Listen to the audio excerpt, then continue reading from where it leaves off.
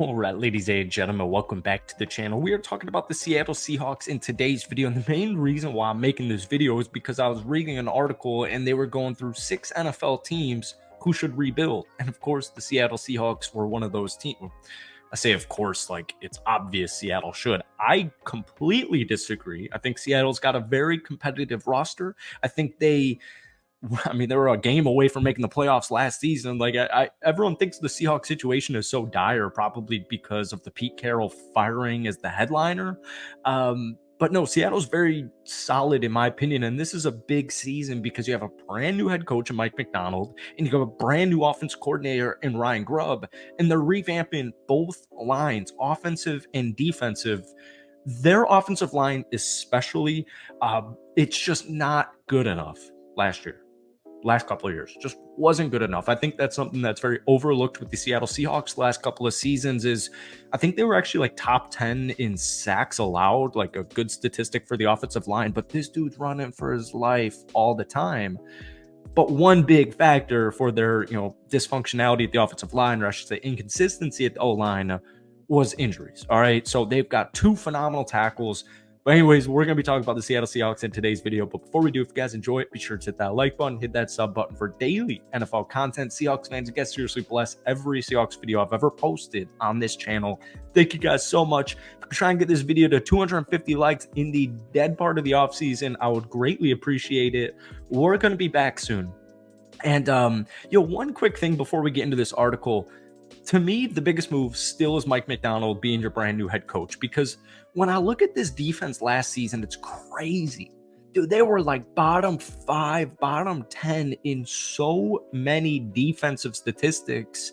And you look at the roster, specifically the defense, and you're like, that doesn't make any sense to me.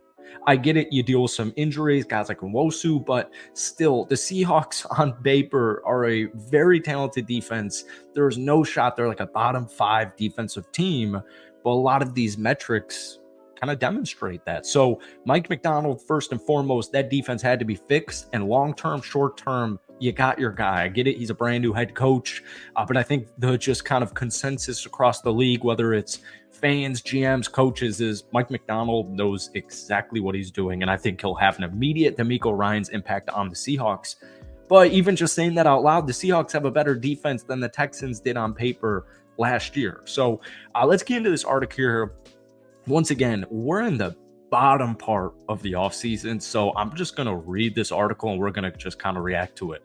The Seahawks are a good team that has to ask themselves what their goals are. If all they want to make is the playoffs and continue to be a solid football team, then sticking with the status quo is the path forward. They're 9-8 in each of their last 2 seasons since Geno Smith took over. Real quick tidbit on my part. A lot of people wanted them to make a move at QB. There's a lot of people out there that think Geno Smith's a really bad quarterback. He's 1 season removed from throwing 30 touchdowns and like 10 interceptions. I don't even think he hit the 10 interception mark, but it might have been 11. He was a Pro Bowler.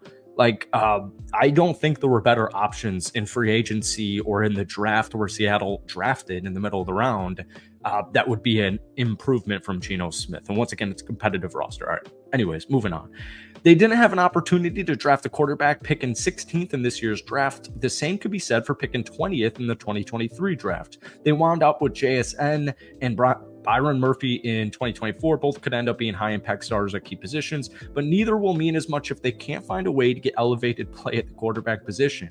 If going 9-8 and flirting with the playoffs was a good bar for Seattle, they likely wouldn't have made the choice to move on from Pete Carroll as head coach. However, making the move to sign Mike McDonald opens the door for the Seahawks to lean into tanking towards a high draft pick in 2025.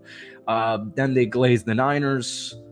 Instead, trading an aging player like Tyler Lockett in the middle of the season might be a tanking move worth considering to increase their draft investment and potentially get a new quarterback prospect in 2025. All right, that's a completely fair comment to say.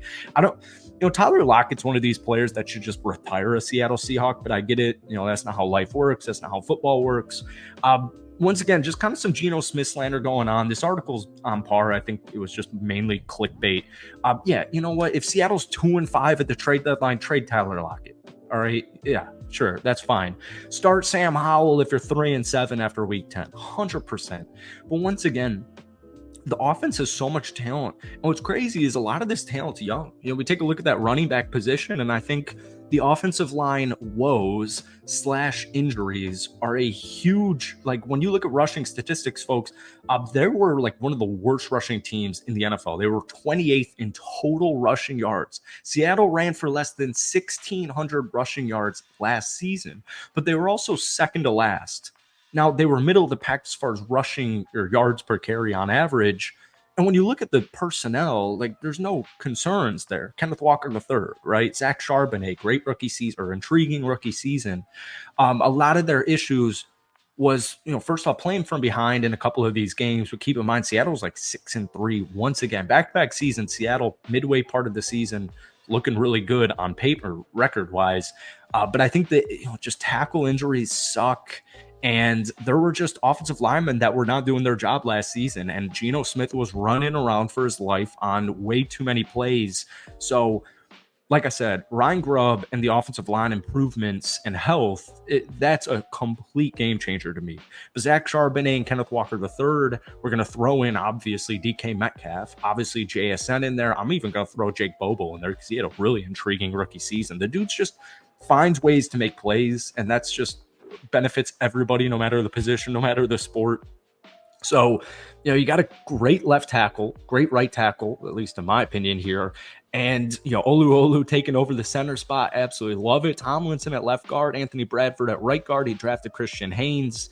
I get that sentiment. I actually was expecting a little bit worse of a flame. They were just saying if it's not looking good at the midway point, trade Tyler Lockett. All right, that's pretty basic there. Long-term quarterback, I totally agree with that, though. Like, if you're 2-5, at the trade deadline, yeah, maybe make some moves here and try to get a good draft pick.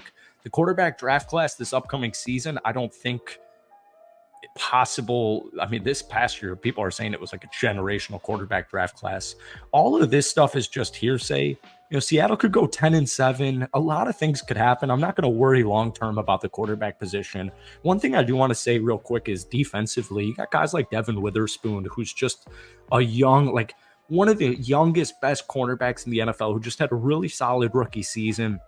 Leonard Williams trade, Jerron Reed, Tremont Jones, who I think just was like a big, and I think Tremont Jones is actually a great example of just bad coaching on the defensive side. Like, I'm not trying to point fingers or say names here, but Tremont Jones is a Pro Bowler. The dude's a star. You gave him a fat contract a couple of years ago, 2 years ago, and it just didn't work out last year on paper. But like I said, I think a lot of this is just coaching. Folks, Byron Murphy II might be the best defensive player in the entire draft. And it's probably going to be right away. So I just want to throw that in there. Once again, I know this was kind of a riff and raff weekend video here, but it's the dead of the offseason. I want to make NFL videos. So we're pretty desperate as far as content creation ideas. I hate saying that word. That's it for me. Hit that like button, hit that sub button. Give me your thoughts on the Seattle Seahawks. Let me know how many games they will win this upcoming season. Thanks for watching. Have a great weekend.